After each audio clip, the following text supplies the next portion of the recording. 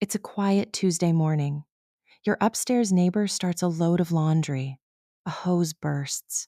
Water pours through your ceiling. Your kitchen cabinets are soaked. Drywall is collapsing. A contractor walks through and says, repairs are going to be around $40,000. But you're not worried. Your HOA has insurance. You have insurance. Someone will cover this. Then you get the bill, $40,000. And no one is paying it but you.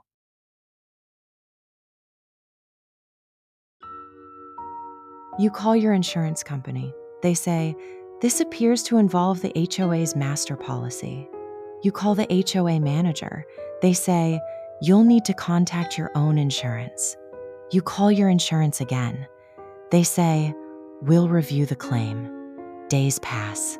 Nothing happens. Bills start arriving. Many homeowners assume someone else's insurance will simply take care of everything. But that's often where the confusion and the unexpected costs begin. We cover HOA financial surprises like this every week. Subscribe to stay informed. If you live in an HOA or condominium, understanding how insurance actually works could save you thousands. Most homeowners know the HOA carries insurance. Many also have their own homeowners policy. So it seems logical that together, everything should be covered. Unfortunately, insurance doesn't work that way. Think of it like puzzle pieces. Each policy covers specific things, but the pieces don't always fit together perfectly.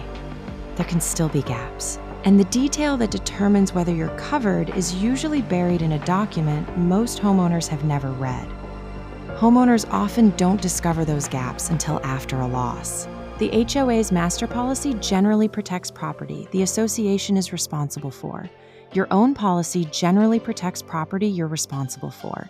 Where one policy ends, the other is expected to begin. But exactly where that line falls depends on your governing documents and the association's insurance policy. Building structure, drywall, cabinets, flooring, personal belongings. These can fall on different sides of that line. That's why many condominium owners carry what's commonly called an HO6 policy.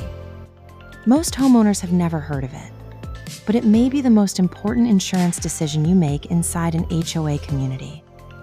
An HO6 is designed to help cover parts of your unit and your personal property that the HOA's master policy may not. Let's go back to the original situation.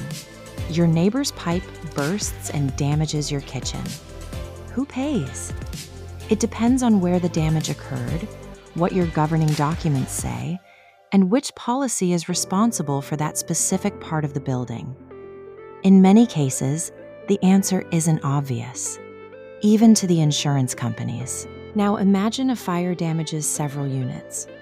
The HOA's master policy may cover rebuilding parts of the building structure, but individual owners may still be responsible for replacing flooring, cabinets, furniture, clothing, and electronics inside their own units.